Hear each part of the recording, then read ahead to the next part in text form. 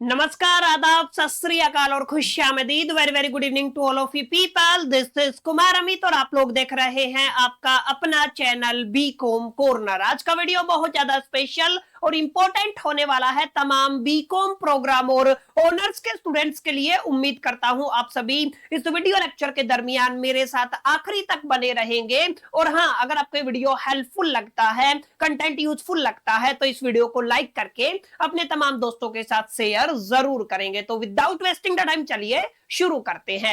My dear friend, जैसा कि आप सभी जानते हैं, रिसेंटली हम लोग चर्चा कर रहे हैं आपके one of the most important subject cost accounting को लेकर के। और कॉस्ट अकाउंटिंग के अंदर हम लोग आपका चैप्टर नंबर 5 आज के वीडियो लेक्चर के अंदर स्टार्ट करने वाले हैं, जिसका टाइटल रहेगा एक्टिविटी बेस्ड कॉस्टिंग। और मैं आपको बताता चलूं, एक्टिविटी बेस्ड कॉस्टिंग से जुड़ा हुआ ये हमारा वन शॉट लेक्चर रहने वाला है, जहां पर न केवल हम लोग तमाम फंडामेंटल कॉन्सेप्ट को काफी डिटेल में जाकर के डिस्कशन करने वाले हैं, बल्कि कई बार आपके फाइनल एग्जामिनेशन के अंदर एक्टिविटी बेस्ड कॉस्टिंग से एक 12 नंबर का न्यूमेरिकल पूछ लिया जाता है। तो आज के वीडियो लेक्चर के अंदर उन तमाम तरीके के न्यूमेरिकल को हम काफी डेप्थ में जाकर के डिस्कशन करने वाले हैं। उम्मीद करता हूं आप सभी इत्मीनान से एक एक कॉन्सेप्ट को मेरे साथ बनाते चलेंगे। बहरहाल ज्यादा बातें ना करते हुए बढ़ते हैं लेक्चर की तरफ और समझने की कोशिश करते हैं what is the exact meaning of activity based costing. देखिए, जब भी आप लोग एक्टिविटी बेस्ड कॉस्टिंग की बात करते हैं तो कुछ बुनियादी बातें हैं जिनको आप सभी को जान लेना जरूरी है। यहां पर मेजरली हम लोग डिस्कशन करते हैं आपके कॉस्ट अलॉटमेंट का, यानी कि अभी अभी आपने क्या पढ़ा है, कॉस्ट का एक तरीके से डिस्ट्रीब्यूशन पढ़ा है। अगर आपने इससे पहले वाला चैप्टर अच्छे से लगाया होगा, जहां पर हम लोगों ने ओवरहेड के नाम से चैप्टर को पढ़ा था, जहां पर हम लोगों ने ओवरहेड डिस्ट्रीब्यूशन करके एक टॉपिक पढ़ा था, जहां पर मैंने काफी डिटेल में जाकर के आपको बताया था सर ओवरहेड मतलब आप लोग क्या कह सकते हैं, जितने भी आपके इनडायरेक्ट कॉस्ट होते हैं उनका डिस्ट्रीब्यूशन किया जाता है। और जितने भी आपके इनडायरेक्ट कॉस्ट है उनका डिस्ट्रीब्यूशन आप लोग प्राइमरी लेवल पे भी करते हैं और सेकेंडरी लेवल पे भी करते हैं। और जैसा कि आप सभी जानते हैं, जब भी कॉस्ट का डिस्ट्रीब्यूशन किया जाता है प्राइमरी लेवल पे, तो हम लोग क्या करते हैं, टोटल कॉस्ट को प्रोडक्शन डिपार्टमेंट के अंदर और आपके सर्विस डिपार्टमेंट के अंदर बाइफरकेट कर देते हैं। और जब आप लोग सेकेंडरी डिस्ट्रीब्यूशन करते हैं तो जो सर्विस डिपार्टमेंट के अंदर कॉस्ट आया है उसको अगेन हम लोग रीडिस्ट्रीब्यूट करते हैं among the production department by using the different three method. जहां पर हम लोगों ने सबसे पहले आपका रीडिस्ट्रीब्यूशन मेथड पढ़ा था, जहां पे आप लोगों ने रीडिस्ट्रीब्यूशन या रिपीटेड डिस्ट्रीब्यूशन मेथड के नाम से, जिसको आप लोग जानते हो, साइमल्टेनियस इक्वेशन मेथड को पढ़ा था हमने, और आपका ट्रायल एंड एरर मेथड को हम सभी ने पढ़ा था। लेकिन अगर आप लोग बुनियादी तौर पे समझेंगे ना, तो वहां पर जो भी आपने डिस्ट्रीब्यूशन किया कॉस्ट का या इनडायरेक्ट कॉस्ट का, what ever you can say, वहां पर हम लोगों ने केवल एक फंडामेंटल कॉन्सेप्ट या एक बेस के ऊपर हमने उस पर्टिकुलर डिस्ट्रीब्यूशन को अंजाम दिया था। सर वो आपका बेस क्या था? सर या तो आप लोग मशीन आवर के बिहा पे या तो आप लोग लेबर आवर के बिहा पे उस डिस्ट्रीब्यूशन को करते थे। लेकिन यहां पर अगर आप लोग ध्यान देंगे, एक्टिविटी बेस्ड कॉस्टिंग के अंदर आप लोग क्या करने वाले हो, कॉस्ट का एलोकेशन करने वाले हो। लेकिन यहां पर हमारे पास मल्टीपल कॉस्ट ड्राइवर रहने वाले हैं, माने हम केवल एक बेसिस को नहीं पकड़ के चलेंगे, हम लोग काफी मल्टीपल बेसिस को पकड़ के चलेंगे, एक्टिविटीज को ट्रैक करेंगे, उसके बाद हम लोग कॉस्ट का एलोकेशन करेंगे। और जो आपने ओवरहेड का डिस्ट्रीब्यूशन पढ़ा था उसके कंपैरिजन में जो आपका एक्टिविटी बेस्ड कॉस्टिंग है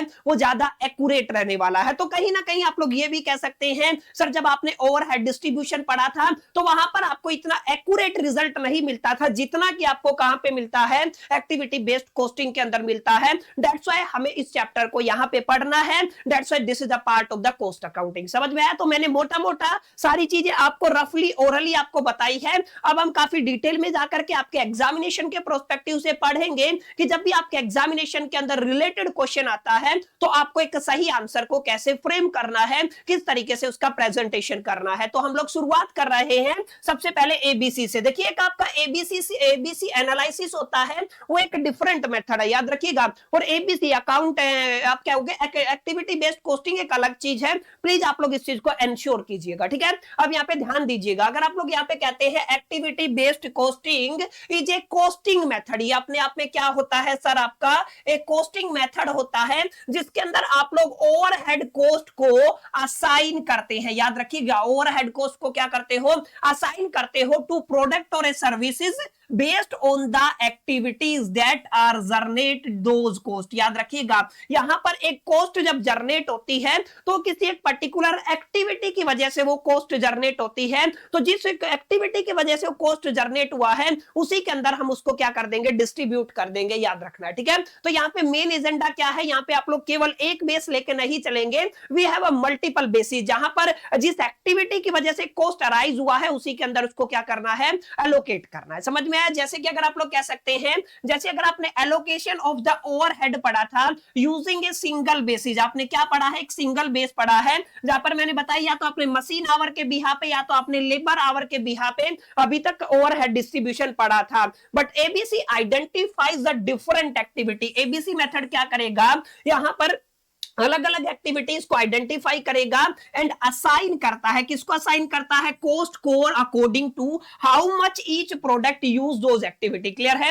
एग्जैक्टली ईच हर जो प्रोडक्ट है वो कितना उस एक्टिविटी का इस्तेमाल करता है उस हिसाब से हम लोग उसका अलॉटमेंट करने वाले हैं। क्लियर? तो मोटा मोटा आपको यहीं से अंदाजा लगा लेना है। अच्छा, एक चीज और मैं आपको बता देता हूं, अगर आप लोग मैथमेटिकल पोर्शन के प्रोस्पेक्टिव से बात करते हैं, मैथमेटिकल कैलकुलेशन के बिहा पे बात करते हैं, तो जो आपने अभी तक ओवरहेड डिस्ट्रीब्यूशन पढ़ा है उसके कंपैरिजन में एक्टिविटी बेस्ड अकाउंटिंग आपका थोड़ा सा कॉम्प्लिकेटेड रहने वाला है, लेंथी रहने वाला है, और यहां पे आपका कैलकुलेशन बेस्ड रहने वाला है। इस बात को आपको अपने दिलो दिमाग और ख्याल के अंदर रख लेना है। समझ में आया? तो यहां पे आपको डेफिनेशन आई होप कि क्लियर रहा होगा। यहां पर आपको काफी हद तक एक आप लोग ये मान के चल सकते हैं क्लैरिटी मिल गया होगा जो आपका एक्टिविटी बेस्ड अकाउंटिंग है उसका क्या मीनिंग होता है, सॉरी एक्टिविटी बेस्ड कॉस्टिंग है उसका मीनिंग क्या होता है। अब ध्यान रखिएगा, जो आपने इससे पहले जो डिस्ट्रीब्यूशन पढ़ा था वो आपका पुराना मेथड था। वो क्या था, आपका पुराना मेथड था। और जो पुराना मेथड होता है जो लंबे टाइम से चला आता है उसको हम लोग क्या कहते हैं, उसको हम लोग ट्रेडिशनल मेथड कहते हैं। तो यहां पे आपको याद रखना है ट्रेडिशनल मेथड के कंपैरिजन में जो अभी आपका एबीसी है, एक्टिविटी बेस्ड कॉस्टिंग है, दोनों के बीच में कंपैरिजन करके देखना और ये समझना है एग्जैक्टली दोनों किस तरीके से एक दूसरे से जुदा जुदा है, एक दूसरे से डिफरेंशिएट होते हैं। समझ में आया? तो कई बार एग्जामिनेशन के अंदर क्वेश्चन आ जाता है डिफरेंस बिटवीन द एबीसी, यानी कि आपका एक्टिविटी बेस्ड कॉस्टिंग और दूसरा क्या कहेंगे, ट्रेडिशनल ओवरहेड डिस्ट्रीब्यूशन, दोनों के बीच में डिफरेंस बताना है। आपसे इनडायरेक्ट क्वेश्चन भी पूछा जा सकता है, दोनों टर्मिनोलॉजी किस तरीके से जुदा जुदा है, एक दूसरे से अलग है, इस बात को भी आपसे पूछा जा सकता है। तो आपको क्या करना है, इस टेबल को आपको गो थ्रो कर लेना है, अपने दिलो दिमाग और जहन के अंदर बैठा लेना है, जहां पर मैंने अलग अलग बेसिस लिए हैं, जिन बिहा पे मैंने एक्टिविटी बेस्ड कॉस्टिंग को आपका एक तरीके से एक्सप्लेन किया है, उसके बाद ट्रेडिशनल ओवरहेड डिस्ट्रीब्यूशन को एक्सप्लेन किया है। सबसे पहला पॉइंट देखिएगा, अगर आप लोग मीनिंग की बात करते हैं तो सर मीनिंग के अंदर मैंने क्या बताया, यहां पे आप लोग ओवरहेड्स को माने इनडायरेक्ट कॉस्ट को एलोकेट करने वाले हो, किसको, प्रोडक्ट बेस्ड के ऊपर, किसकी बिहा पे, on the activity that are generate those cost. Clear है? एक पर्टिकुलर एक्टिविटी है वो एक कॉस्ट को जनरेट करती है, उसी को आपको एलोकेट करना है। लेकिन अगर आप लोग यहाँ पे ध्यान देंगे तो हम लोग या तो लेबर आवर के बेस पे या मशीन आवर के बेस पे कॉस्ट को एलोकेट करते थे, अगर आप लोग ट्रेडिशनल ओवरहेड डिस्ट्रीब्यूशन की बात करते हैं। अगर आप लोग सेकंड बात करेंगे तो आप यहाँ पे आप लोग सेकंड पॉइंट लिख सकते हैं, that is the cost allocation method. Clear है? सेकंड पॉइंट क्या रहेगा, कॉस्ट एलोकेशन मेथड। और यहाँ पे याद रखिएगा, यहाँ पर जो आपका एक्टिविटी बेस्ड कॉस्टिंग रहता है, यहाँ पर हम लोग multiple cost driver find out करेंगे फॉर द डिफरेंट एक्टिविटी। मोटा मोटा आप लोग ये कह सकते हैं, जितनी ज्यादा एक्टिविटी होंगी उतनी ज्यादा कैलकुलेशन बढ़ेगी। और जो आप लोग एक फैक्टर यहां पे निकालने वाले हैं, that is the multiple cost drivers, या आप लोग कह देंगे कॉस्ट ड्राइवर आपको निकालने पड़ेंगे। तो यहां पे आपको मल्टीपल कैलकुलेशंस करना पड़ता है। लेकिन यहां पे अगर आप लोग देखेंगे तो यहां पे हम जर्नली या तो सिंगल या लिमिटेड ओवरहेड एब्जॉर्प्शन रेट का इस्तेमाल करते हैं। That's why this method is less accurate as compare to the activity based costing. Clear है? तो ये दो चीजें आपको क्लियर रही होंगी। अब अगर आप आगे बात करते हो फोकस पॉइंट के ऊपर, तो याद रखिएगा ये जो आपका एबीसी है वो फोकस करता है activities performed during the production. Clear है? जो आपके प्रोडक्शन के दरमियान जो जो एक्टिविटी परफॉर्म हुई है उनके ऊपर फोकस करता है। लेकिन यहाँ पे याद रखिएगा हम लोग किसके ऊपर फोकस करते हैं, डिपार्टमेंट के ऊपर या कॉस्ट सेंटर के ऊपर। क्लियर है? तो जो आपका ट्रेडिशनल मेथड है ओवरहेड डिस्ट्रीब्यूशन का, उसके अंदर अंदर हम लोग किसके ऊपर फोकस करते हैं, डिपार्टमेंट्स के ऊपर फोकस करते हैं, या आप लोग कह देंगे कोर्स सेंटर्स के ऊपर फोकस करते हैं। Are you getting my point? तो this is going to be very very interesting thing. अगर आप लोग इन पॉइंट्स को मेमोराइज करके अपने दिलो दिमाग और जहन के अंदर बैठा लेते हैं, तो कभी भी आपसे किसी भी लेवल पे अगर कोई भी पूछता है एबीसी, एक्टिविटी बेस्ड कॉस्टिंग, और आपका जो ट्रेडिशनल ओवरहेड डिस्ट्रीब्यूशन का मेथड है किस तरीके से जुदा जुदा है, और एग्जैक्टली क्यों आपका ये वाला जो तरीका है ये इसके कंपैरिजन में ज्यादा एक्यूरेट है, इसका आंसर आप लोग बड़े प्यार से दे सकते हैं अगर आप लोग इन तमाम चीजों को अच्छे से समझ पाएंगे। क्लियर है? अब हम थोड़ा आगे बढ़ेंगे और एक्यूरेसी की बात करते हैं। मैंने बताया this method activity based costing is more accurate as compare to the traditional overhead distribution. तो समझा क्या? यहां पे मैंने क्लियर तेरे को बता दिया है। कॉम्प्लेक्सिटी की बात करते हैं तो मैंने इनिशियल लेवल पे तेरे को बताया था sir activity based costing is a complex method. यहां पे कैलकुलेशन ज्यादा होती है,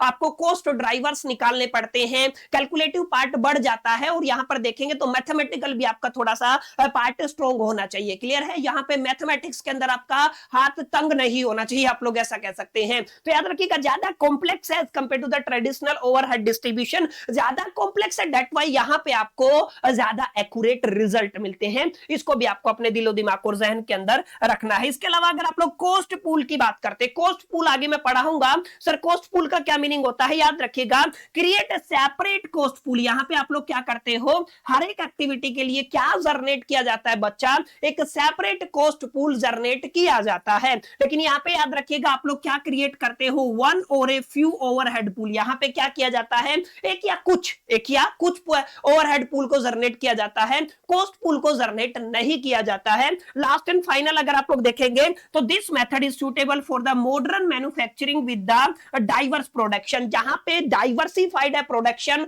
और जहां पर आपका मॉडर्न मैन्युफैक्चरिंग है, उस केस में आप लोग एबीसी का यूज करें, बेहतर रिजल्ट आपको मिलेंगे। और अगर आप लोग ट्रेडिशनल ओवरहेड डिस्ट्रीब्यूशन की बात करते हैं तो जहां पे सिंपल प्रोडक्शन इन्वायरमेंट होता है, in that particular situation traditional overhead distribution is going to be very very important. समझ में आया? तो ये आपका एक डिटेल्ड कंपैरिजन था। यहाँ पे क्वेश्चन कैसे पूछा जाता है, जब आप लोग प्रैक्टिकल क्वेश्चन को अप्रोच करेंगे ना, तो ये आपको थोड़ा अपने दिलो दिमाग और ख्याल के अंदर रखना है। आपसे पूछेगा, एक डेटा आपको देगा, ये ले भाई डेटा, और तू फटाफट से ना पहले ट्रेडिशनल ओवरहेड डिस्ट्रीब्यूशन से इसको करके दिखा, फिर मेरे को यहाँ पे एबीसी एक्टिविटी बेस्ड कॉस्टिंग के हिसाब से भी इसको करके दिखा। यानी कि दोनों से आपको आना चाहिए, ये जरूरी है। और कई बार आपके फाइनल एग्जामिनेशन के अंदर इस चीज से कोई फर्क नहीं पड़ने वाला, regular SOL NC web program या ऑनर्स के स्टूडेंट हैं, एक 12 नंबर का सवाल देखा गया है। जिस दिन आपके थोड़ा सा किस्मत ज्यादा खराब होती है, उस टाइम पे यहां से सवाल आ जाता है, तो आप लोग मेक श्योर करके प्लीज इस चीज को अपनी कंसिडरेशन में रखिएगा कि यहाँ पे कैलकुलेशन आपकी स्ट्रॉन्ग होनी चाहिए, आपको डिटेल्ड कंपैरिजन आना चाहिए। इसी डिटेल्ड कंपैरिजन के बिहाफ पे मैं आपको पीवाईक्यू सोल्व करूंगा। अगर आपको सारे फंडामेंटल क्लियर है ना, तो आप लोग न्यूमेरिकल को धुआं कर देंगे। लेकिन अगर आपका एक भी थ्योरेटिकल कॉन्सेप्ट वीक रहा तो मैं इतना आपको गारंटी दे सकता हूं, आप लोग न्यूमेरिकल के अंदर डेफिनेटली फंसेंगे। समझ में आया? तो आप लोगों को तमाम फंडामेंटल कॉन्सेप्ट को क्लियर करना है। और मैं आप सभी को केवल और केवल एक ही सजेशन दूंगा माय डियर फ्रेंड्स, कि जितना ज्यादा हो सके उतनी रीडिंग किया करें। देखिए मेरे को भी पता है हमारा जो डैशबोर्ड है या हमारा जो एनालिटिक्स है वो हमें बता देता है कि एग्जैक्टली ग्रेजुएशन के अंदर स्पेसिफिकली अगर आप लोग कॉमर्स डोमेन की बात करते हैं, बीबीए बीकॉम एमबीए एमकॉम की बात करते हैं, तो सीरियसनेस कितना है, नहीं है, 0% सीरियसनेस है। जहां पे लोग जैसे कॉम्पिटेटिव एग्जामिनेशन की तैयारी करते हैं, just like CA CS CMA जैसे, वहां पे बच्चे पढ़ते हैं, डेडिकेटेडली पढ़ते हैं, 10 से 12 13 14 18 घंटे बच्चे पढ़ते हैं, वहां पे कोई डाउट नहीं है, रेगुलर क्लासेस लेते हैं। लेकिन हमारे वाले जो स्टूडेंट है, अगर मैं स्पेसिफिकली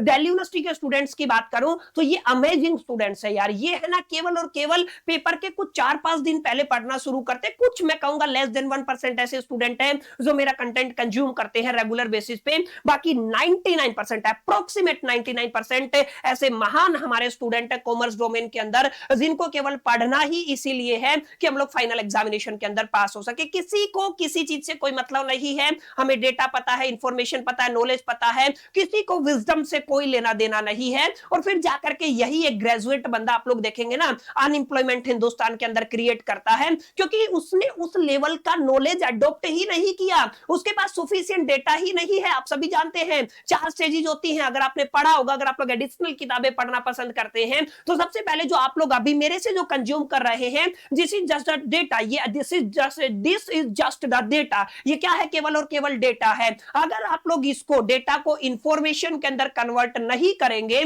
तो ये विद इन द 48 आवर आपके दिमाग से डिसमिस हो जाएगा, स्वाइप हो जाएगा। इस चीज को आपको अपने दिलो दिमाग और ख्याल के अंदर रखना है। और याद रखिएगा, डेटा से जब आपने एक बार इंफॉर्मेशन के अंदर कन्वर्ट कर लिया, उसका अपना एक प्रोसेस होता है, उस इंफॉर्मेशन को आपको नॉलेज के अंदर कन्वर्ट करना होता है। और नॉलेज के बाद एक नेक्स्ट स्टेज आता है जिसको आप लोग विजडम स्टेट बोलते हो। और विजडम स्टेट के ऊपर आप लोग बिना क्वेश्चन को देख करके प्रेडिक्शन कर सकते हैं किसका आंसर क्या आएगा। उस स्टेज पे जाकर के एक बच्चा अगर अनएम्प्लॉयड रहे तो एक अलग बात है, लेकिन यहां पे समस्या ये है कि उसके पास तो सफिशिएंट डेटा ही नहीं होता है। आर्टिफिशियल इंटेलिजेंस डेवलप हो गया है, इसमें कोई शक नहीं है, लेकिन आपके दिमाग के अंदर भी यार कुछ इंफॉर्मेशन होनी चाहिए। आप लोग कॉमर्स डोमेन के अंदर हैं तो आपको अच्छी खासी नॉलेज होनी चाहिए। अब अगर आप लोग नॉन मेडिकल के स्टूडेंट की बात करते हैं ना, तो they have a lot of the knowledge. मैं इसमें नो डाउट यार वो काफी पढ़ते हैं। और स्पेसिफिकली अगर कोई जेई वगैरह की तैयारी करता है या जो आपका नीट वगैरह की तैयारी करता है, तो आप फिजिक्स की बात कर लीजिए, केमिस्ट्री की बात कर लीजिए, मैथमेटिक्स की बात कर लीजिए। अगर आप लोग स्पेसिफिकली 12th क्लास की भी बात करते हैं ना, तो स्टूडेंट्स आर नो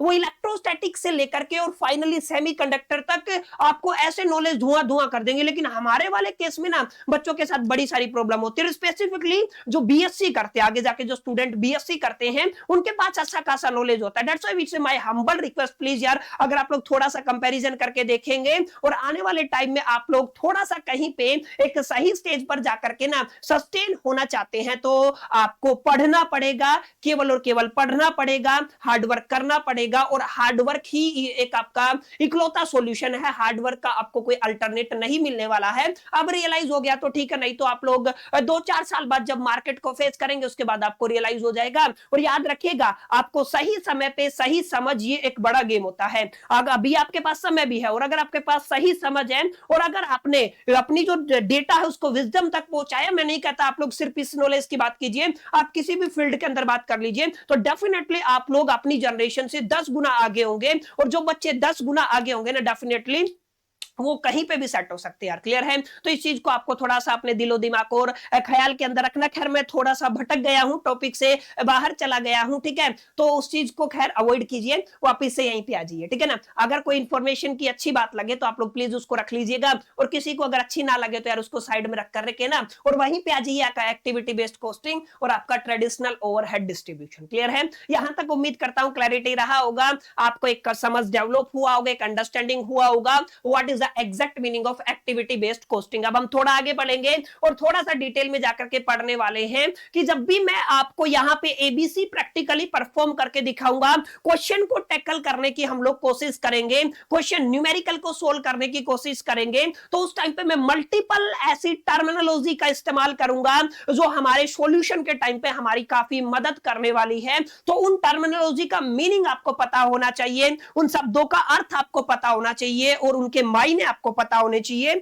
अगर आपको अर्थ क्लियर है, मीनिंग क्लियर है, डेफिनेटली यार आप लोग क्वेश्चन को बड़े प्यार से टैकल कर पाएंगे, ठीक है। तो अब हम क्या पढ़ने वाले हैं, की term used in the activity based costing. Clear है? हम लोग क्या पढ़ेंगे, कौन कौन सी ऐसी की टर्म है जिनका इस्तेमाल हम लोग बच्चा करते हैं, किसको परफॉर्म करते टाइम, एक्टिविटी बेस्ड कॉस्टिंग को परफॉर्म करते टाइम। क्लियर है? अब यहां पे ध्यान दीजिएगा, यहां पर सबसे पहली जो एक्टिविटीज है, अब यहीं पे यो आपका जो शब्द है यो तो हमने दिख रहा होगा, that is the activity, sorry ये आपको दिख रहा होगा एक्टिविटी। अब ये जो एक्टिविटी है ना, इस एक्टिविटी शब्द का मतलब क्या होता है सर? एक्टिविटी का मतलब मैं कह सकता हूं कोई भी आप लोग कह दीजिए टास्क की बात हो सकती है, ठीक है। आप लोग क्या कह सकते हैं, एक शब्द हमारे पास दैट इज द टास्क, आप लोग कह सकते हैं ऑपरेशन। किसी भी डिपार्टमेंट के अंदर कोई भी टास्क अगर परफॉर्म किया जाता है या किसी भी ऑपरेशन को अंजाम दिया जाता है तो that is called the activity. उसको क्या बोलते हैं आप लोग? एक्टिविटी बोलते हो। क्लियर है? तो एक्टिविटी का मतलब बच्चा क्या होता है, कोई भी टास्क हो गया या फिर आप लोग कह सकते हैं कोई भी ऑपरेशन हो गया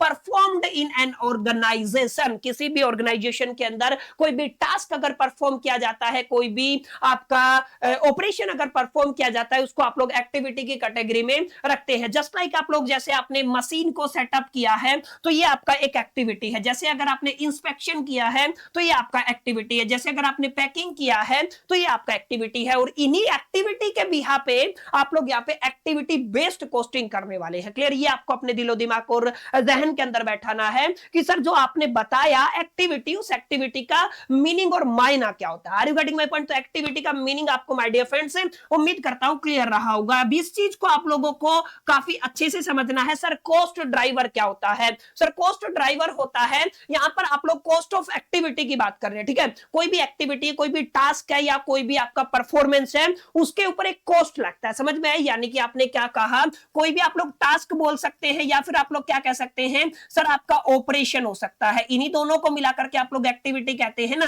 तो जो भी आपका टास्क है या भी जो आपका ऑपरेशन है, उसके ऊपर एक कॉस्ट लगता है और उसी को हमें कैलकुलेट करना होता है। इस कॉस्ट को इन्फ्लुएंस करने वाले कुछ फैक्टर होते हैं। समझ में आया? इस कॉस्ट को इन्फ्लुएंस करने वाले कुछ फैक्टर होते हैं या कुछ ऐसे फैक्टर हैं जिनकी वजह से ये कॉस्ट अराइज होती है। समझ में आया? तो यहाँ पे आप लोग क्या कहेंगे, यहाँ पे कुछ ऐसे फैक्टर हैं जिनकी वजह से या तो ये आपकी कॉस्ट अराइज होती है, जिसको आप लोग कॉस्ट ऑफ एक्टिविटी बोलते हैं, या कुछ ऐसे फैक्टर हैं जो आपकी कॉस्ट ऑफ एक्टिविटी को इन्फ्लुएंस करते हैं, उसको आप लोग क्या बोलते हो, कॉस्ट ड्राइवर बोलते हो। समझ में आया? तो ये आपको थोड़ा ध्यान में रखना है। ए फैक्टर दैट कॉज, यानी कि जो क्या करता है, कॉजेस करता है या इन्फ्लुएंस करता है the cost of the activity. किसको? कॉस्ट ऑफ एक्टिविटी को इन्फ्लुएंस करता है या कॉस्ट ऑफ एक्टिविटी का कारण होता है, जिसकी वजह से कॉस्ट एक तरीके से पैदा हुआ है, उसी को आप लोग क्या बोलते हो, कॉस्ट ड्राइवर बोलते हो। जैसे अगर आप लोग कहेंगे नंबर ऑफ सेटअप्स हैं, ये आपका एक नंबर ऑफ सेटअप्स, जब आप लोग बार बार सेटअप करते हैं तो एक कॉस्ट लगता है, ठीक है।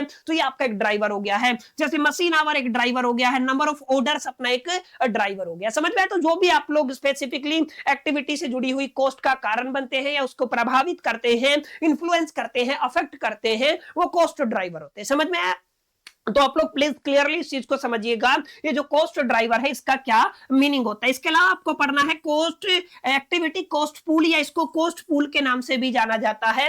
Group of overhead cost. Clear है? यहाँ पे आप लोग क्या कहेंगे, ओवरहेड कॉस्ट का ग्रुप रखेंगे related to a particular activity. एक एक्टिविटी के अंदर आपको अलग अलग अगर क्या दिखते हैं, ओवरहेड कॉस्ट दिखती है, तो उनको ग्रुप अगर आप लोग कर देते हैं तो क्या बन जाता है, कॉस्ट पूल बन जाता है। क्लियर है? सिमिलरली आपको ध्यान रखना है, कॉस्ट ड्राइवर रेट क्या होता है, the rate calculated to allocate cost to product. Clear है? Based on the cost driver. Clear है? कॉस्ट ड्राइवर के बिहा पे आप लोग जो कॉस्ट टू प्रोडक्ट क्या करते हैं, एलोकेट करते हैं, जिस रेट के ऊपर एलोकेट करते हैं वो रेट क्या कहलाता है, कॉस्ट ड्राइवर रेट कहलाता है। क्लियर है? और रिसोर्सेज की अगर आप लोग बात करते हैं तो आप लोग क्या कहेंगे, these are the economic element. ये क्या होते हैं, आपके इकोनॉमिक एलिमेंट होते हैं, used to perform activities. Clear है? ये किसको कहां पे यूज होता है, एक्टिविटीज को परफॉर्म करने के लिए, such as a labour material, electricity and the machinery. ये कुछ ऐसे एग्जांपल है जिनको आपको याद कर लेना है, मेमोराइज कर लेना है। क्लियर है? ये कुछ बेसिक फैक्टर समझ में। अब इसके अलावा याद रखिएगा, एक आपका क्या होता है, एक्टिविटी सेंटर होता है। क्या होता है, एक्टिविटी सेंटर। किसी भी ऑर्गेनाइजेशन का एक पार्ट होता है एक्टिविटी सेंटर, जहां पे पर्टिकुलर एक्टिविटी परफॉर्म किया जाता है। क्लियर है?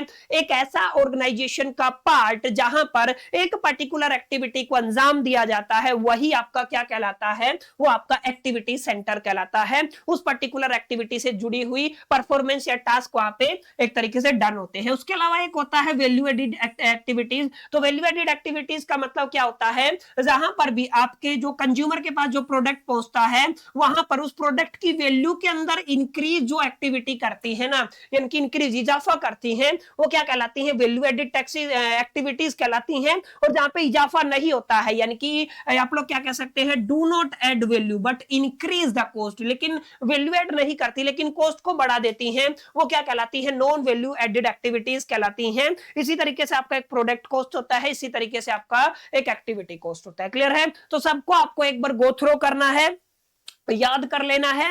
कोई ज्यादा टाइम कंज्यूमिंग यहाँ पे आर्टिकल नहीं है कि आप इन्हीं के अंदर घुसते रहे, 1-1.5 घंटा में यहीं पे लगा दूं, नहीं। बिल्कुल सिंपल सी चीजें हैं, बहुत सिंपल लैंग्वेज में नोट्स आपको मिल रहे हैं। आप लोग इनको गो थ्रू कीजिए, एक बार लेक्चर देखिए, आपको बड़े प्यार से समझ में आ जाएगा और आपको एक क्लैरिटी मिलेगा कि यस यार, आपका ये पूरा का पूरा सीन क्या रहने वाला है। तो कुछ इंपॉर्टेंट टर्मिनोलॉजी है जिनका इस्तेमाल आप लोग यहाँ पर एज ए इंपॉर्टेंट टर्म की तरह करने वाले हैं। क्लियर है? तो this is the complete theoretical part जो हमने हमने यहाँ पे कवर किया, जो किससे जुड़ा हुआ था, आपकी एक्टिविटी बेस्ड कॉस्टिंग से जुड़ा हुआ था। मेरे हिसाब से अकॉर्डिंग टू मी आपको कुछ ऐसा नहीं लगा होगा कि यार कोई बहुत डिटेल में जाकर के या कोई हुआ है या कोई डिफरेंट कोई न्यारी चीज मैंने पढ़ा दी, कोई अलग चीज मैंने पढ़ा दी। नहीं, these are very basic terminology. आपने अगर इस लेक्चर को अच्छे से देखा होगा तो आपको क्लैरिटी होगा। अब हम चलते हैं आगे, मूव करते हैं और सेकंड पार्ट की तरफ बढ़ते हैं। सेकंड पार्ट के अंदर बच्चा हम लोग क्या करने वाले हैं माय डियर फ्रेंड्स, हम लोग यहाँ पे करेंगे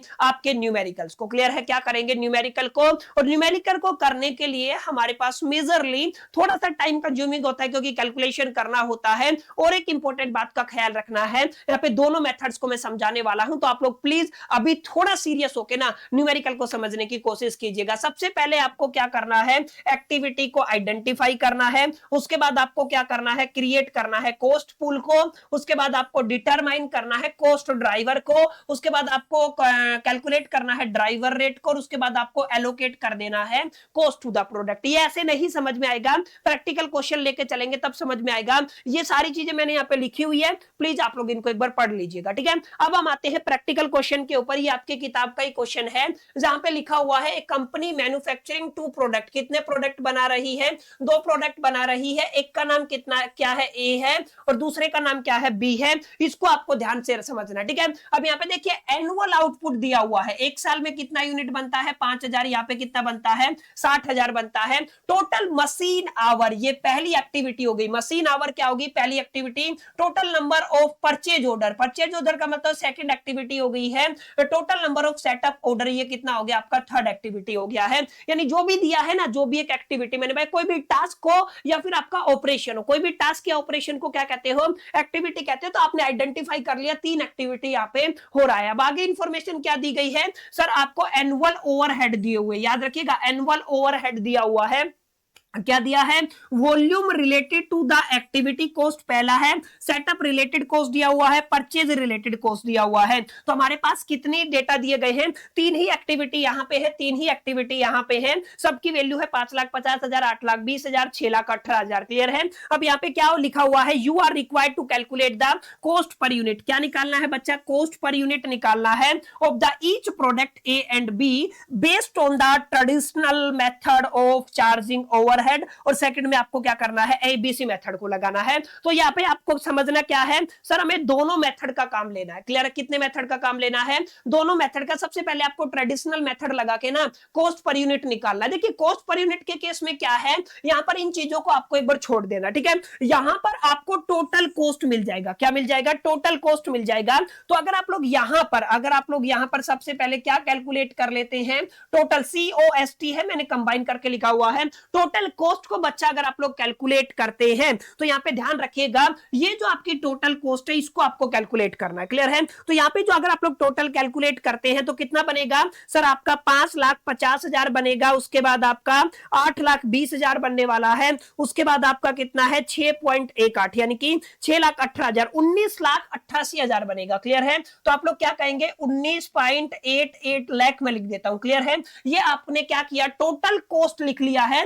एनुअल कॉस्ट की मैं बात कर रहा हूं जो क्वेश्चन के अंदर गिवन है। हम लोग कौन से मेथड की बात करें, traditional method of charging the overhead की बात कर रहे हैं। क्लियर है। तो सबसे पहले यहां पर जो एनुअल ओवरहेड दिया हुआ है रिलेटेड टू द एक्टिविटी, सबको सम कर देना है और इसको आपको डिवाइड करना है मशीन आवर से। याद रखिएगा किससे डिवाइड करना है, मशीन आवर से। और दोनों का पकड़ना है, ए का भी और बी का भी। बी का टोटल मशीन आवर 20,000 है, यहाँ पे 1,20,000 है। दोनों को सम करेंगे तो आपका कितना आ जाएगा, 1,40,000 आ जाएगा। क्लियर है। ये डेटा आपको मिलेगा। क्लियर है। तो ये आपका बेसिक फॉर्मूला रहने वाला है जहां पर आप लोग क्या निकालेंगे, सर टोटल कॉस्ट, सॉरी आपने क्या निकाला है, टोटल कॉस्ट तो यही था। जस्ट ए मिनट, यहाँ पे मैं थोड़ा सा इसको करेक्ट करना चाहूंगा। यहाँ पे total cost my dear friends आपका कितना था, आपका 19,88,000 था। क्लियर है। आप लोगों को इतना याद रखना है। और अगर आप लोग यहाँ पे टोटल मशीन आवर की बात करेंगे, टोटल किसकी बात करेंगे, मशीन आवर की बात करेंगे, तो आपका कितना बना है, 1,40,000 बना है। क्लियर है। है सर इन दोनों डेटा का इस्तेमाल करके ना मेरे को क्या फाइंड आउट करना है, मेरे को निकालना है 1 घंटे का रेट क्या बनता है। सिंपल मामला क्या है, हमें क्या निकालना है, 1 घंटे का रेट क्या बनता है। अगर आप लोग किसकी तरफ जा रहे हैं, ट्रेडिशनल मेथड की तरफ जा रहे हैं, तो अगर आप लोग यहां पे रेट पर आवर निकालना चाहते हैं, सबसे पहले आपको क्या निकालना पड़ेगा, आपको निकालना पड़ेगा रेट पर आवर। क्लियर है, आप लोग क्या निकालेंगे, रेट पर आवर निकालेंगे। तो आपको क्या करना है, टोटल जो कॉस्ट है आपका 19,88,000, इसको आपको माय डियर फ्रेंड्स क्या कर देना है, डिवाइड कर देना है 1,40,000 से। ये आपका फॉर्मूला बन गया। मैंने फॉर्मूला नहीं लिखा है, इनडायरेक्ट वे में आप लोग समझ गए होंगे। ये जो टोटल कॉस्ट है इसको टोटल मशीन आवर से क्या कर देना है, डिवाइड कर देना है। तो अगर आप लोग यहां पे 19,88,000 को 1,40,000 से डिवाइड करते हैं तो आपके पास 14.2 आ जाता है। क्लियर, तो आपका आंसर कितना आ गया सर, आपका कितना आ गया, 14.2 आ गया है। क्लियर, ये आपको याद रखना है, रुपीस के अंदर है तो रुपीस के अंदर जो भी आपका दिया गया, ठीक है।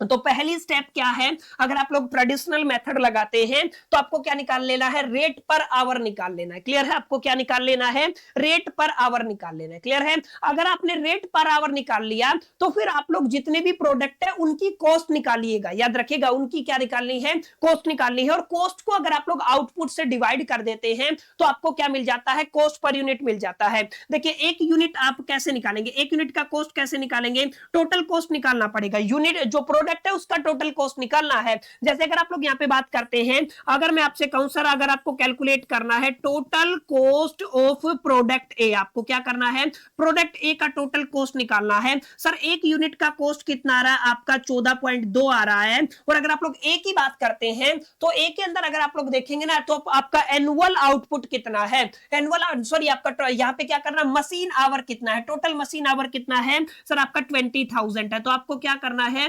20,000 से मल्टीप्लाई कर देना है। और अगर आप लोग इसको 20,000 से मल्टीप्लाई करते हैं, 14.2 को मेरे को 20,000 से मल्टीप्लाई करना है, आपका आ जाएगा सर 2,84,000। समझ में आया, तो आपको आंसर कितना मिला, 2,84,000 बना। इसी तरीके से अगर आप लोग कहते हैं सर आपको क्या निकालना है, टोटल कॉस्ट ऑफ किस प्रोडक्ट की बात कर रहे हैं, प्रोडक्ट बी की बात कर रहे हैं, तो आपका पर यूनिट कॉस्ट कितना है, 14.2 रहने वाला है। और मशीन आवर कितना है, 1,20,000 है। तो आप लोग क्या कहेंगे सर, आपका 1,20,000 लिख देंगे। ठीक है, तो मैं कहूंगा 14.2 मल्टीप्लाई में कितना आ गया आपका 1,20,000, ये आ गया 17,04,000। तो आप लोग क्या कहेंगे सर, आपका कितना बना है, आपका 17,04,000 बन गया है। यहाँ पे ये टोटल कॉस्ट ए का आ गया, टोटल कॉस्ट बी का आ गया, जो हमारे दो प्रोडक्ट है। क्लियर है, अब मैं आपको दोबारा समझा देता हूं सर मैंने किया क्या है। ठीक है, इसको आपको समझना है।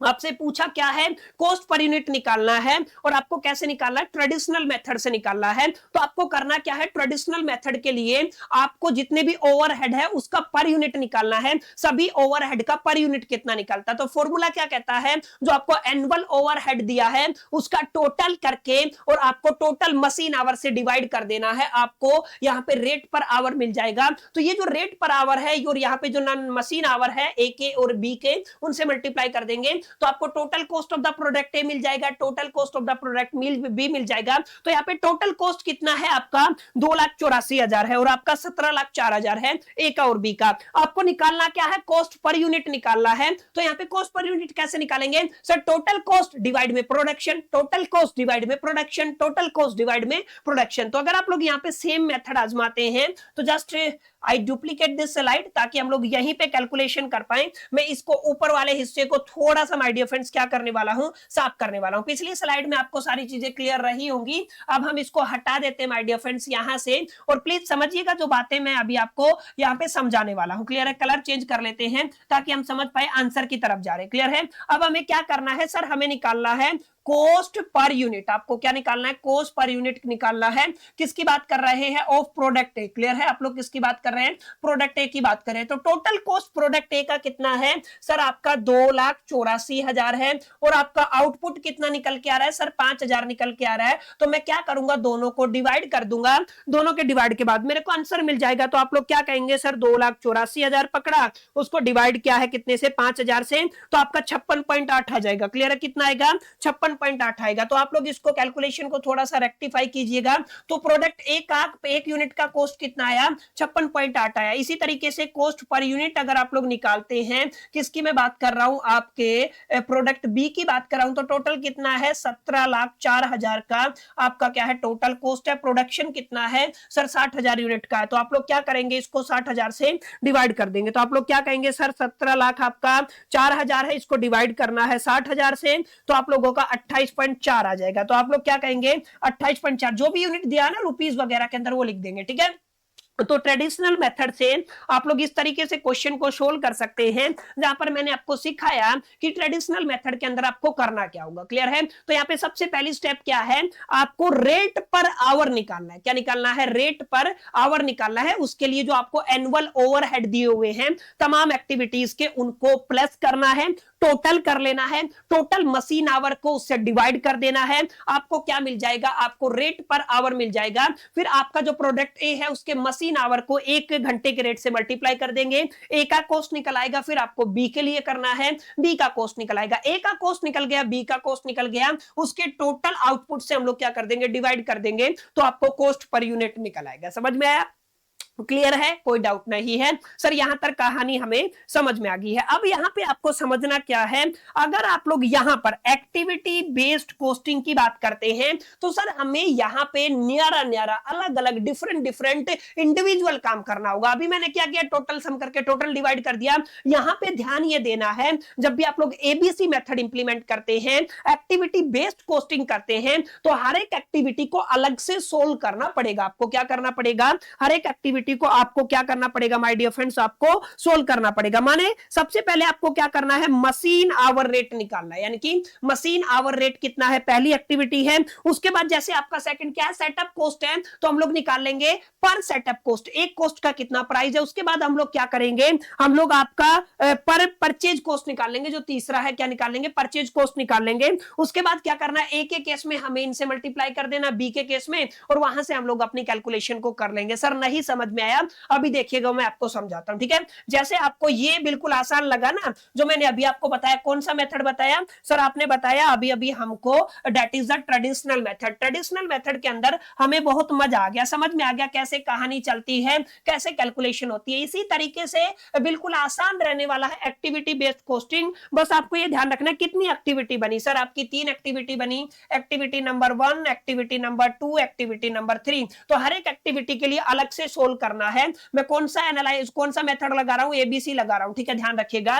यहाँ पे क्या करना है सर, आपको निकालना है मशीन आवर रेट, माने एक मशीन 1 घंटे में कितना कॉस्ट कंज्यूम करती है। तो आप लोग क्या कहेंगे सर, मशीन आवर रेट। तो मशीन आवर रेट को पकड़िए, volume related to the activity cost. Clear है, ये जो आपका एक्टिविटी कॉस्ट है ना, ये मशीन से ही जुड़ा हुआ है। इसका टोटल कॉस्ट कितना है, 5,50,000 है। तो मैं क्या करूंगा, 5,50,000 को आप लोग कितने से डिवाइड कर देंगे सर, यहाँ पे आप लोग डिवाइड कर देंगे मशीन आवर से। किससे डिवाइड कर देंगे, मशीन आवर से। अब आपको ध्यान ये देना है, अगर आप लोग यहाँ पे मशीन आवर से डिवाइड करते हैं, तो यहाँ पे मशीन आवर के अंदर तो दोनों कंपोनेंट है, 20,000 भी है और 1,20,000 भी है, तो दोनों का सम करके डिवाइड कर देंगे 1,40,000 से। समझ में आया। तो यहाँ पे आपको मशीन आवर रेट का कॉस्ट मिल जाएगा, और यहाँ पे अगर आप लोग मशीन आवर रेट का कॉस्ट निकालते हैं, तो ये आ गया आपका 3.92। क्लियर है, तो ये आपका पहला स्टेप हो गया है। इसके बाद आपको निकालना है पर सेटअप कॉस्ट। क्लियर है, यानी कि सेटअप कॉस्ट पर, या आप कहेंगे पर सेटअप कॉस्ट। क्लियर है, तो आप लोगों को क्या निकालना है, आपको निकालना है पर सेटअप कॉस्ट। तो आप लोग क्या निकालेंगे सर, पर सेटअप कॉस्ट के केस में क्या करना है, अगर आप लोग setup cost related cost annual कितना है, 8,20,000 है, तो मैं क्या करूंगा सर, 8,20,000 पकड़ लूंगा, इसको डिवाइड कर दूंगा। सेटअप कॉस्ट ये रहा, 20 प्लस में कितना हो गया, 44, कितना हो गया सर, 66 हो गया है। क्लियर, अगर आप लोग डिवाइड करते हैं तो आपको आंसर मिल जाएगा। सर इसको अगर आप लोग डिवाइड करते हैं तो आपको मिलता है यहाँ पे, अगर आप लोग यहाँ पे कैलकुलेशन करते हैं, कितना है आपका, 8,20,000 है। ओके, इसको डिवाइड किया है 66 से, तो 12,424 आता है। कितना आता है, 12,424.24। क्लियर है, तो आपका कितना आएगा, 12,424.24। तो आप लोग इसको प्लीज नोट कीजिएगा, 12,424, आप लोग क्या कहेंगे, 424.24, ये आपका आंसर आ गया। क्लियर है, ये आपका पर सेटअप कॉस्ट निकल के आ रहा है। तो ये पहला फैक्टर हो गया, ये क्या हो गया आपका दूसरा फैक्टर। तीसरा फैक्टर क्या है सर आपका नंबर ऑफ परचेज ऑर्डर, ठीक है। तो आप लोग क्या कहेंगे पर परचेज ऑर्डर कॉस्ट, क्लियर है। तो आप लोग क्या कहेंगे, आप लोग कहेंगे सर आपका पर परचेज कॉस्ट कितना रहेगा। याद रखिएगा कितना दिया हुआ है 6,18,000 दिया हुआ परचेज केस में। एनुअल कितना है आपका 6,18,000 है। इसको आपको डिवाइड करना है 160 प्लस में 384 कीजिए, टोटल कितना आएगा 160 प्लस में 384, 160 प्लस में कितना है 384, तो कितना आ जाएगा 544 आ जाएगा। इससे इसको आप लोग क्या कर देंगे डिवाइड कर देंगे। तो आप लोग क्या कहेंगे 6,18,000 मेरे पास आ गया है, इसको डिवाइड करना है 544 से 113.60 आ जाएगा। क्लियर, आपका कितना आ गया 113.60 आ गया। ये यहाँ पे किसका कॉस्ट है पर परचेज कॉस्ट आ गया, ये पर सेटअप कॉस्ट आ गया, ये मशीन आवर रेट आ गया। एक एक घंटे का है सब, क्या है एक एक घंटे का। अब आपको क्या करना है, जो भी आपकी एक्टिविटी थी सबका एक एक कॉस्ट आपने निकाल लिया। अब आपको पकड़ना है अपने प्रोडक्ट को। किसको पकड़ना है अपने प्रोडक्ट को। जैसे अगर आपको टोटल ए का निकालना है तो इस मशीन आवर रेट से, इस टोटल परचेज से और इस सेटअप कॉस्ट से आपको एक तरीके से कैलकुलेशन कर लेना है। कैसे करेंगे ध्यान से समझिएगा।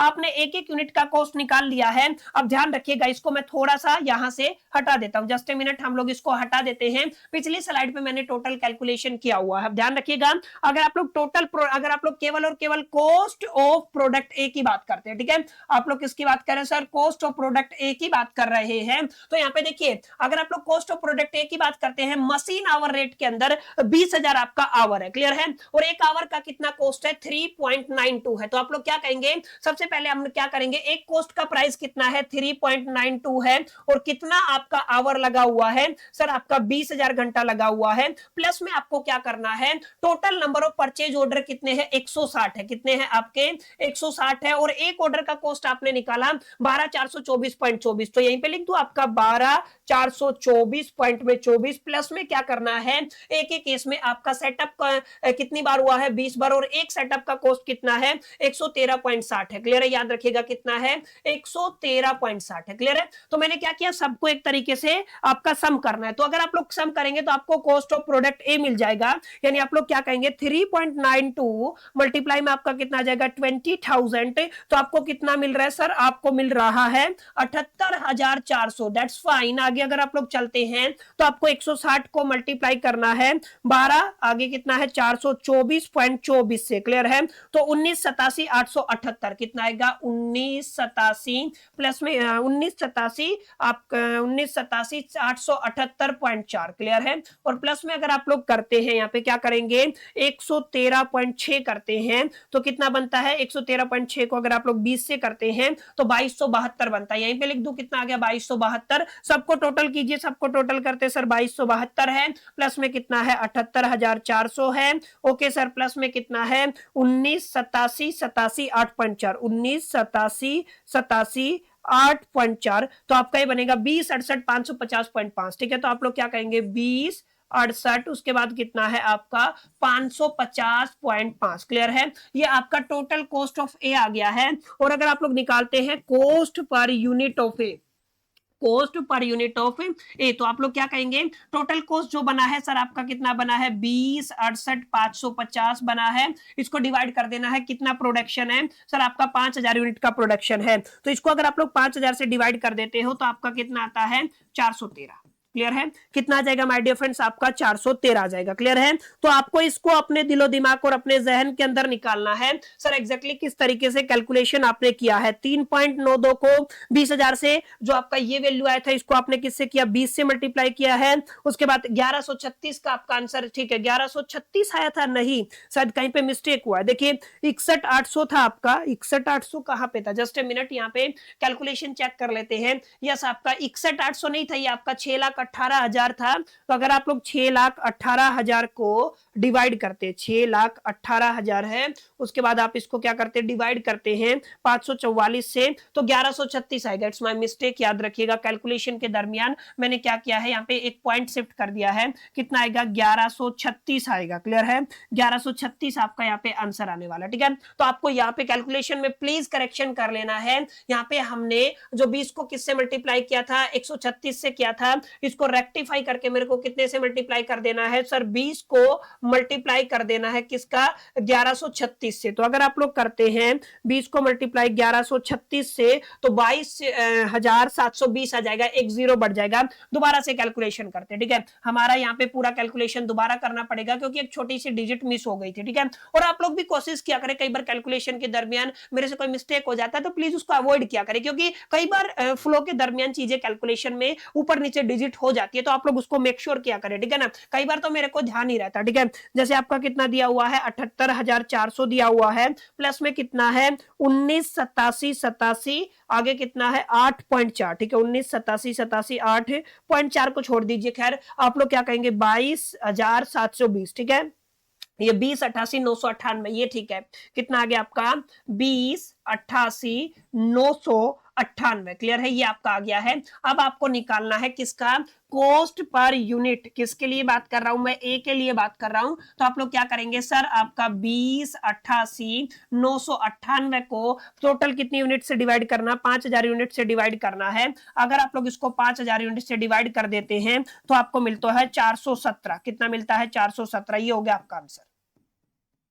समझ में आई मेरी बात, जो बातें मैंने आपको समझाई, उम्मीद करता हूं माय डियर फ्रेंड्स यहां तक आपको क्लैरिटी मिला होगा और आपको समझ में आया होगा कि एग्जैक्टली मैं क्या कुछ कर रहा हूं, ठीक है। इसी तरीके से अब आपको क्या करना है सर, बी के लिए कैलकुलेट करना है। एक और आपका स्लाइड ले लें ताकि यहीं पे कैलकुलेट कर पाए। अब सर बी के लिए कैलकुलेट करें तो कैसे करेंगे, ये हर बार मिस्टेक होता है, ध्यान दीजिएगा। बी के लिए कैसे करना है सर, बी के लिए बिल्कुल सिंपल है। अगर आप लोग बी के लिए कैलकुलेट करना चाहते हैं तो आप लोग क्या कहेंगे, आप लोग कहेंगे cost of product B, clear है। आप लोग क्या कहेंगे सर, बी के लिए कैलकुलेट कर रहे हैं तो याद रखिए बी के अंदर अगर आप लोग ध्यान देंगे तो मशीन आवर रेट कितना है, 1,20,000 है। तो मैं सबसे पहले क्या करूंगा, 1,20,000 को मल्टीप्लाई कर दूंगा कितने से, एक आवर का कितना आपका प्राइस था सर, हमारा एक आवर का प्राइस था, हमने निकाला था आपका 3.92, यानी कि आप कहेंगे 3.92 लेके चलेंगे। तो अगर आप इसको मल्टीप्लाई करते हैं 1,20,000 पकड़ लीजिए, मल्टीप्लाई में 3.92 तो आपका 4,70,400। तो आप लोग क्या कहेंगे 4,70,400 आपका आंसर आ गया। ओके सर, इतनी बात क्लियर हुई।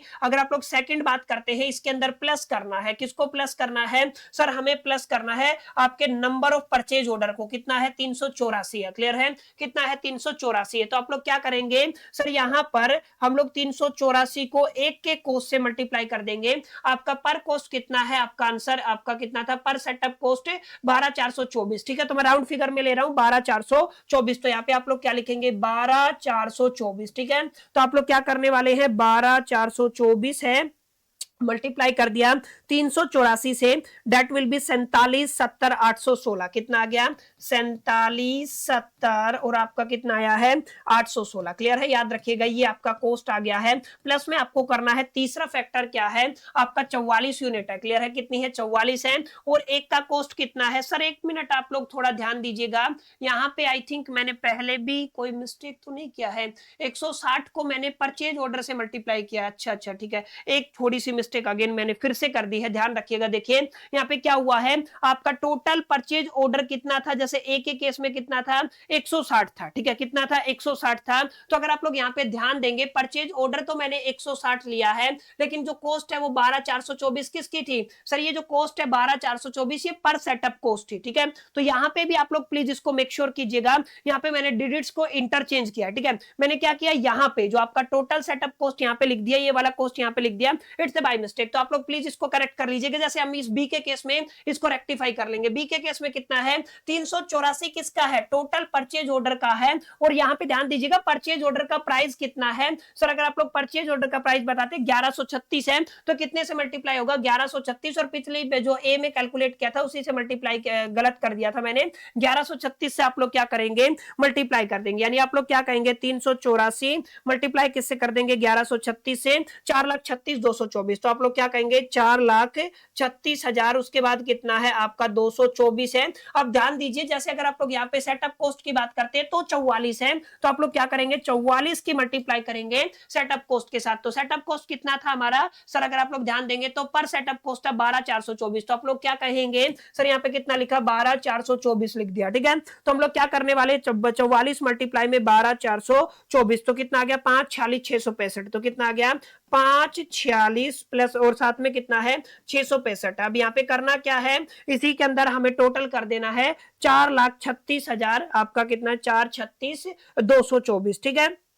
आपका प्लस में कितना आएगा सर, आपका 7,70,400, 7,70,400, क्लियर है। अगर आप लोग टोटल करते हैं 17,53,280, तो आप लोग क्या कहेंगे, टोटल कितना आ गया 17, उसके बाद कितना है 53 और साथ में कितना है 280, क्लियर है। तो ये आपका टोटल कॉस्ट बन गया है। अगर आप लोग निकालते हैं कॉस्ट पर यूनिट, आप लोग किसकी बात करते हैं, कॉस्ट पर यूनिट किसका, बी का, तो आप लोग क्या कहेंगे 17,53,280 डिवाइडेड बाय टोटल यूनिट कितना है सर, अगर आप लोग ध्यान देंगे तो आपका टोटल यूनिट है आपका 60,000। तो अगर आप लोग इसको डिवाइड करते हैं 60,000 से तो ये आ जाएगा 29 के समथिंग, क्लियर है। तो ये कितना आ जाएगा 29.221, क्लियर है। इसको आप लोग रेक्टिफाई कीजिएगा, ठीक है। तो इस तरीके से आप लोग क्या कर सकते हैं, दोनों मेथड से कैलकुलेशन कर सकते हैं। अगेन मैं फिर से आपको बता रहा हूं, आपको कंफ्यूजन ना हो, तो यहाँ पे ये दोनों कैलकुलेशन यहाँ पे ध्यान दीजिएगा। मैं इसको ए को दोबारा से अलग से करके दिखा देता हूं ताकि आपको गड़बड़ महसूस ना हुआ क्या है। यहाँ पे हमने कैलकुलेशन के दरमियान इंटरचेंजेस डिजिट उठा ली है, यहाँ पे इसको आपको अपने ख्याल में रखना। सर देखिए दोबारा कर देता हूं, यहाँ पे आपका क्या है 3.92 वाला कॉस्ट है, क्लियर है। आपका 3.92 कितना 20,000 है। उसके बाद देखिए आपका 160 यूनिट है, लेकिन ये परचेज कॉस्ट है, तो आप लोग क्या कहेंगे 160 मल्टीप्लाई में परचेज कॉस्ट का पर उसके हिसाब से देखिए 1136 से मल्टीप्लाई होगा, तो कितने से होगा 1136 से मल्टीप्लाई होगा। और प्लस में अगर आप लोग यहाँ पे देखेंगे, यहाँ पे 20 का मल्टीप्लाई कितने से होगा सर, आप लोग देखिए सेटअप कॉस्ट कितना था, आपका सेटअप कॉस्ट था 12,424, तो आप लोग क्या कहेंगे 12,424, ठीक है। अब इसको हम लोग थोड़ा सा रेक्टिफाई कर लेते हैं ताकि बच्चों को कंफ्यूजन ना हो। 3.92 मल्टीप्लाई में कितना आ जाएगा 20,000, तो आपका 78,400, ये तो ओके है, 78,400 आ गया है। प्लस में आप लोग क्या कहेंगे सर 160 मल्टीप्लाई में कितना आ जाएगा सर, आपका कितना है 1136, तो कितना आ जाएगा अगर आप लोग मल्टीप्लाई करते हैं 160 को कितने से 1136 से 181,760, तो 181,760 आ जाएगा। प्लस में आप लोग क्या करने वाले हैं, आप लोग करने वाले हैं 20 की मल्टीप्लाई 12,424 से, ठीक है। तो 2,48,480 आ जाएगा, 2,48,480 आ जाएगा, क्लियर है। सबको सम कर दीजिए, अगर सबको सम करते हैं तो कितना है 78,400 है, प्लस में कितना है 181,760, ठीक है। तो ये आपका हो गया 508, यानी कि आपका ये हो गया 508,640, ये आपका टोटल कॉस्ट बना है। अब अगर आप लोग कॉस्ट पर यूनिट निकालना चाहते हैं, किसकी बात कर रहे हैं, ए की बात कर रहे हैं, तो मैं क्या करूंगा इसका 5,08,640 को डिवाइड कर दूंगा टोटल 5,000 यूनिट से, ठीक है। तो आप लोग क्या करेंगे 5,000 यूनिट से क्या कर देंगे, इसको डिवाइड कर देंगे, तो ये आएगा 1.101, ये सॉरी आपका 101 में